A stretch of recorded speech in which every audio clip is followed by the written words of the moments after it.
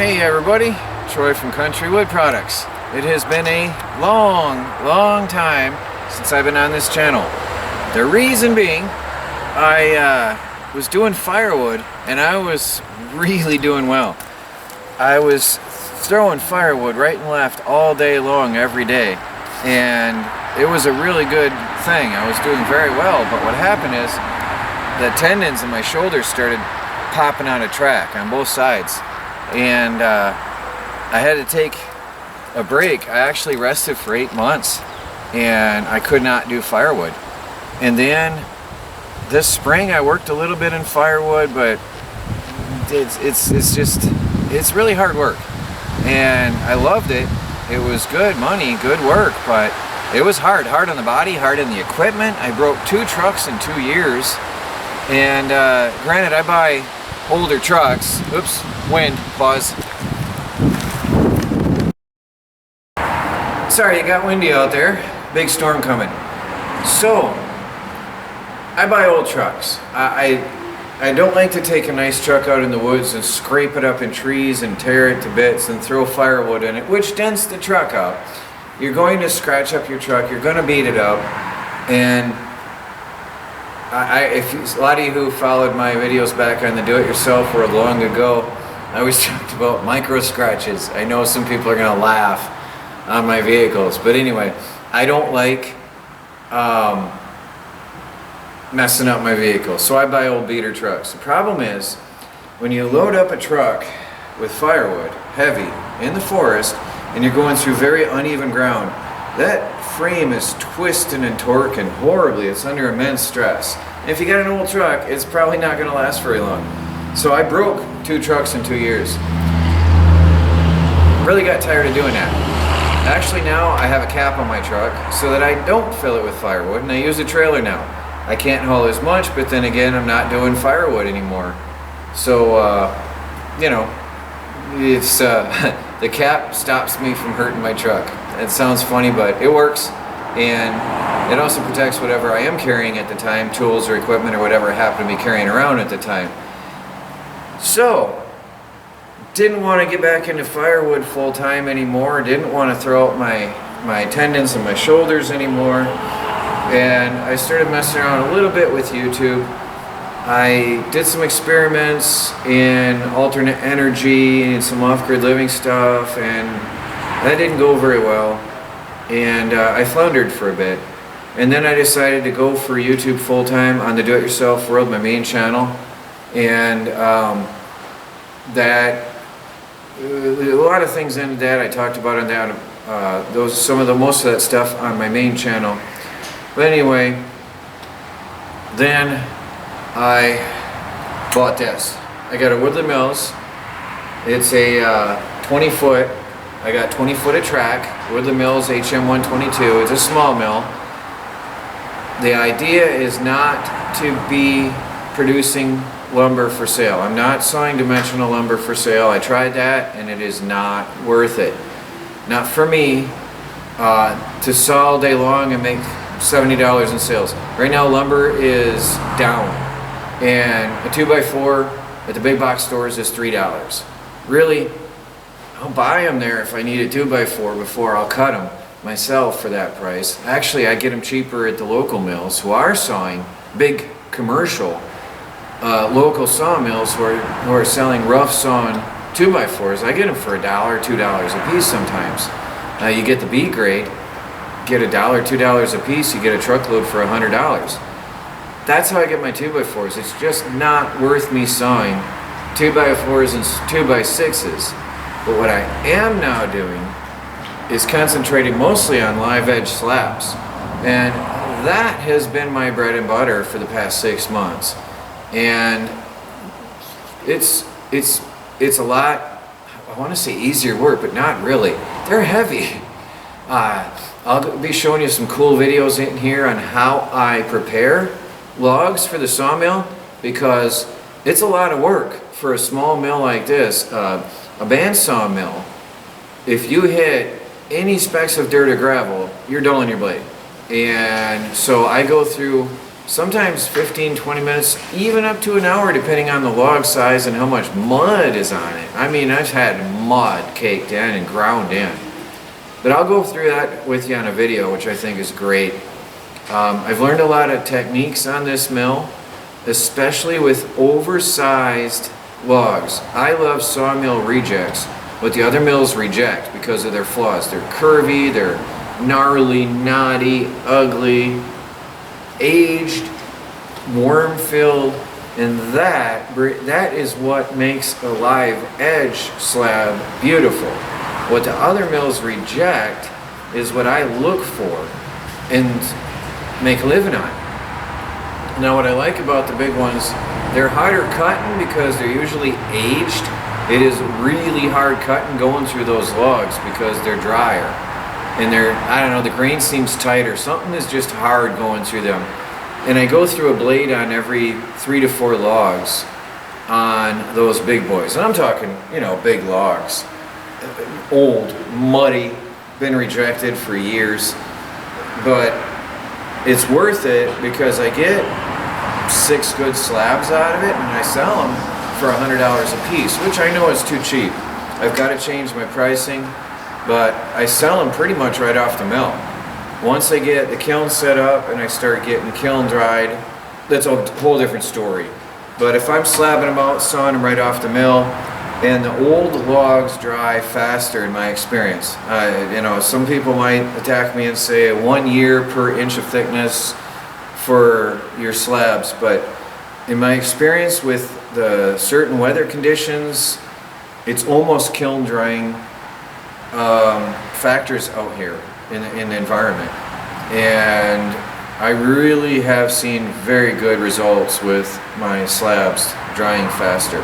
I've had 1/2 inch maple dry in a week or two in here, and 1 inch dry in 3 or 4 weeks, ready to use. So that's great. Anyway, so I got this. I sold my old Franken mill, the old Harbor Freight under 20-foot trailer. I don't want to cross post too much, so I'll link to the Do-It-Yourself World video down below so you can catch up on everything that I've been doing without me repeating too much, because I know a lot of them are going to come here. So I set this up indoors where it's safe and out of the weather. So much better. When it's 90 degrees out and brutally hot and sunny, all I get to do is set a fan up on me, and I open the massive doors and I let airflow to let exhaust out. But I may be working on, I'm considering the possibility of hooking up a hose on here, a big flex hose, before winter, and then have a duct going to the outside on a big long flex hose that runs the length of the track and moves with me, with a blower motor to suck the exhaust out so I can stay warm and cozy. I haven't worked that out yet. Anyway, not long after I got this, I was at a garage sale and I found a mother load of tools for a set price for the whole, it was a professional cabinet maker shop, and I got the whole lot for one set price, and let's just say it was a good deal. And I went straight to the bank, got the cash, and had that stuff in my hands. I started hauling it the next, I think it was the next day, I started hauling that stuff out. And I'll give you a brief overview. Again, most of that is on my other channel. And I'll talk about what I'm doing and what I will be doing here on Country Wood Products from now on. On my main channel, I talked about these. I got this behemoth grizzly, I call it the Beast. That's a shaper, and I had to put some money into that to get it refurbished, but now it's got brand new innards, and it is powerful, and it is awesome. I use this primarily for tongue and groove and shiplap, and compared to a router table, I once had an order for cabin renovation, and I did shiplap for the floor and ceiling. I think it was 6-inch on the walls, and it was 8-inch on the ceiling, and I did the trim. And I used a router table, and it took me 14 hours to run the wood through. I did on here one day in an hour, maybe it was. This runs 24 feet a minute. I love it. That, and that. They all run about 24 feet a minute. That's a dual drum sander, so you got coarse and fine finishing in one pass. That's a saw with planer and molder in one pass. That one's broke down. I'm looking for parts, but that will be doing my custom trim, which I plan on having here as well. I will be doing a lot of shiplap and custom trim and tongue and groove paneling. Not going to get into siding. It's just too big a job for me to try to even tackle such an order. No way. But paneling, trim, I love it. It's fun. This is a blast to run. I love it so much, and I can't wait to get that going. So all of this is still a work in progress. I am still setting up. It's been a long process. I have to work to make money to pay the bills at the same time that I'm setting up my shop. So it's a little chaotic, it's a little mess, and I'm still going through working out the old tools and bringing in better tools as I go. I have 3 miter saws here, for example. I started out using this one and that one, and then I bought a nice one over here. I got a Craftsman miter saw with a big roller table, and I love it very much. So these probably are going to go, and I've got a mess of table saws. I started out with some antiques. I've got some better stuff I'll show you up in here in a few minutes. A lot of this I did show in the do-it-yourself world, but you get an overview of my shop, and it's pretty nice. There's my miter saw, here's my assembly table, big old workbench where I assemble all my tools. It's also a catch-all for things I just brought in this morning. I've got a wood lathe that I'm itching to run. It's one of my favorite tools in the world, but I just haven't got to it yet because I'm actually building furniture, picnic tables, benches, bars. I'll show you that in a minute. I'm actually filling orders right now on furniture. I haven't got to anything else yet. Maybe in winter I'll have some downtime and get it to all that. So all this is probably getting out of here soon. I'm still setting up my dust collection system. I think you can see I've run one pipe. All of this came in that sale, all bulk, the planer, the dust collection, all the pipes and everything too. This is my own planer that I had from home. Good old workhorse. Anyway, I've got this hooked up. I'm probably going to go buy some pipe and tie into my table saw soon because that makes a mess. My miter saw is just hopeless. It throws dust out all over regardless what you got on it. But I got a nice space here. I got countertop, kitchen counter space here for eBay photos. Got more workbenches down over here. Pretty decent. This is just my wood shop area. The sawmill has its own space, and it's using almost all of that space. There's a miter saw. It's a Craftsman. It's an older model. A guy had bought it brand new to do some work for his garage. Didn't really use it much, and the blade on it is sharp. It is good. This is probably my most heavily used tool in the entire shop. I love it very much. It's got the extended rollers on it, so it is serving me so well. And I've had up to 12-foot boards across my workbench all the way out the end that I've been working on this saw. And it's really a workhorse in here. But I've got the shop vac hooked up to that, but it still blows dust out everywhere. It blows a lot of dust out over the top of the blade somehow, so something isn't quite... Maybe I'll check that one day and see if I can improve that. But the dust collector, the shop vac, should be enough for that. As you can see, I've got a lot of scrap wood. I've made planter boxes. I've sold a lot of planter boxes too, and all kinds of stuff that I showed on my other channel. But it's a workhorse. I've been using it heavily as well. It's my second most heavily used tool in the shop. I bought this secondhand, and actually, surprisingly, I like this so much. At first I hated it, and then I figured out how to adjust the fence and the guides. I never was a fan of all these guides, but one day I had a kickback that really messed up my arm bad. Fortunately, no major injuries, but it hurt and it was cut. I was working to the side, but when I started pushing the wood through between the fence and the blade without all the guards, I felt the jam. I saw the wood start to turn. I started pulling my arm away. I have a homemade push stick, which actually serves me very well. I started to pull my arm away, and that's when it launched. And maybe I should have pushed it through. I'm not sure what would have been the best way to go. But that did hit me full in the arm, and that scared me. So then I put all this back on. See, what I don't like is these. There's a lot of strength to push that up, and it limits me in how thick of a board I can do. It jams up if you start trying to rip a 2x4 through the thickness. You just can't do it. So it's got some limitations because of this, but I'll tell you, when this kicks down and locks into a board, you can't have a kickback. This is really, really good, and there's one on each side. Plus you got your, what do you call that, the knife in the middle? I really forgot what that's called all of a sudden. But keeps the wood from pinching in on your blade. And then of course this, I leave it all in place now.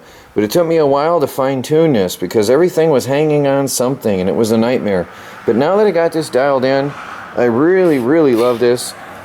The fence is smooth and really precise.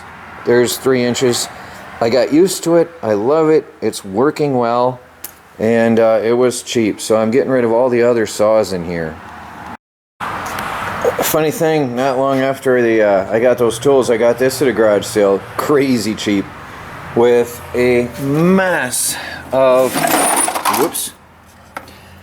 Heavy. A mess of cutters. Let me put my camera down. I need my other hand. So there's hundreds, maybe $1,000, I don't know, of cutters in here. At least hundreds of dollars in cutters. Some are brand new, still have the rubber coating on them. A lot of these are brand new. Different cutters for this. It's got different shafts that come with it. So there's there's 5 different shafts that come with this, and I know I'm not using the right word again, but there's 5 of them, all kinds of nice cutters for different projects. There's a tongue and groove pair. I've got to get this all sorted out and get it up on the side. This is how the guy had it in his shop, and he was running oak on this. This is also a Grizzly. It's a lower power one, but he was running oak on this, so I'm figuring it's gonna do the job I need because I don't plan on doing much oak in here. I like a lot of pine, want to do a lot of trim, and again a lot of tongue and groove and shiplap. Here's a router sled I'm working on. I'll probably do the video on here. I have been assembling this from unboxing to where it currently sits and on video. So this is going to be a live edge slab flattening device because I do a lot of live edge. Some of them are getting dry now to the point where I can start making my own live edge furniture for sale, and of course offering flattening service for customers. It's convenient, they can get a slab from me and have me flatten it out for them on the spot. That will be very good. What I found out though, unfortunately, is that the router won't reach. It has to be dropped down to below here, so I got to drop this entire thing 2 inches, and I'm not exactly sure what I'm going to use, whether I'm going to come out with wood to build a frame to drop that down or what. I can't have any flex in it. I cannot afford to have any flex, but that will be on a different video, so watch for that. Here is a slab. It's almost dry and it's almost ready. This is going to be an awesome epoxy table. That was ant nests, and I salvaged this from the firewood pile because I just think there's a lot of character. If I blow out the sawdust in here and I can clean out the tunnels and fill them up with epoxy, I just think that that is nature's artwork. in there, and that needs to be preserved. This is just screaming to be a table. I'm looking forward to that build. Here's my wood finishing room. I mentioned this in my other channel too, where all the wood that has been dried to a certain moisture level outdoors, I bring in to finish drying. So I've got different things for different projects lined up here. There's some smaller, thinner bits of wood for some projects I have, and that's ready to go. There's some oak and maple in here. There's pine. There's some really incredibly beautiful pieces of wood in here that I can't wait to get working on. So once the wood hits about 12% outdoors, which is as good as it's going to get out there, then I bring it on inside and finish drying it, because it gets hot in this room. And I can then get it into my projects. So all of this stuff, and here's some dry stuff from back home, all of this stuff is going to be getting built into something here really soon. There's a nice tabletop that's just about ready, almost ready to go.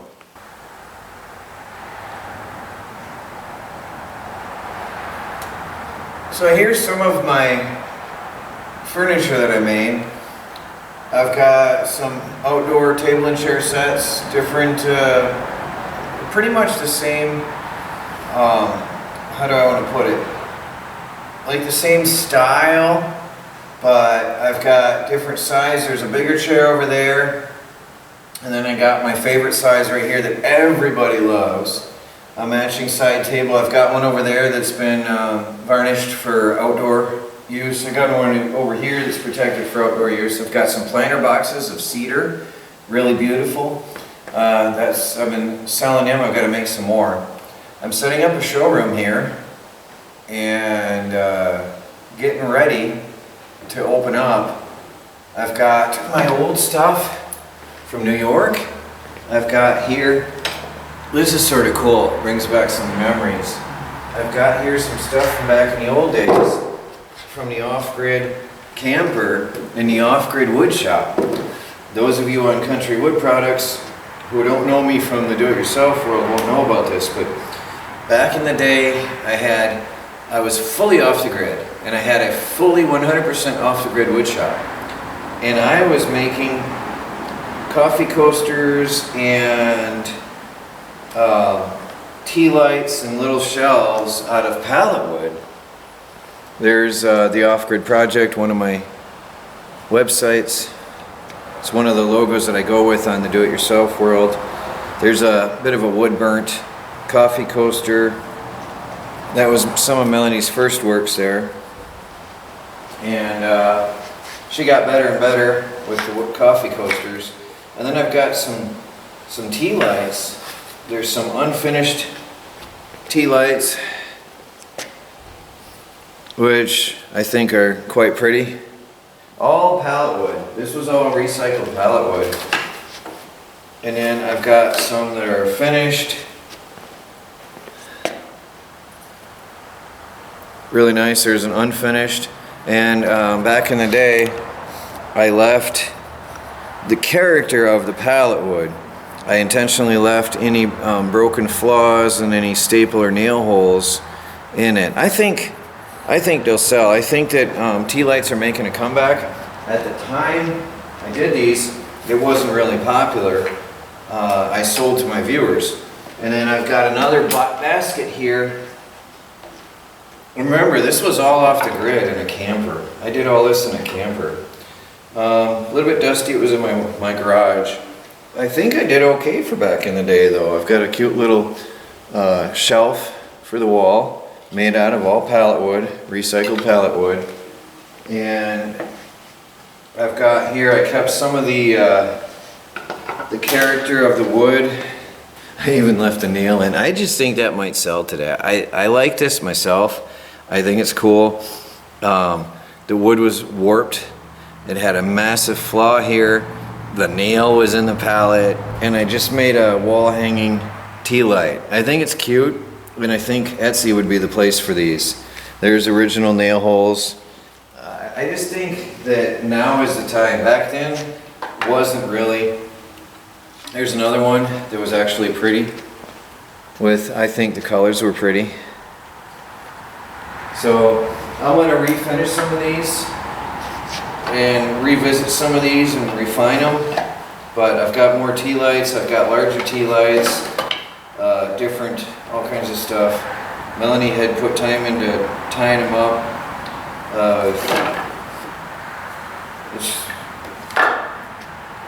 You never know. Being in here with the rest of the stuff, I think it fits. And on Etsy, I see that there's tea lights. I'm seeing on Amazon that people are bringing in tea lights. New wood tea lights are coming back. So we'll see how that goes. Got some brand new carpeting in here that I got for free from a guy that did a remodel. And I'm going to have like a living room scene in here. And on the wall, I'm going to use that as a blank slate to put my samples of my different types of paneling and trim that I can make. Over here I've got another room and I've got some tables set up and I'm going to be finishing them nicer. I got them secondhand. I'm going to be finishing them up really nice. And then I'll be setting up products here. I've got the old shelves from our Sari shop. That was, we had a Philippine grocery store and variety shop back in the day. Brought them over. And I'm setting it up, hoping to be open for business here soon. Anyway, that's what's going on and that's what's new with me these days. Please do like this video, subscribe if you haven't, because I got some really awesome stuff coming, some cool projects. I'll be walking you through some of the woodworking and projects I've done and some of the ways I overcome tough things on the sawmill and some cool things I've learned. So hope to see you all there. And talk to y'all later.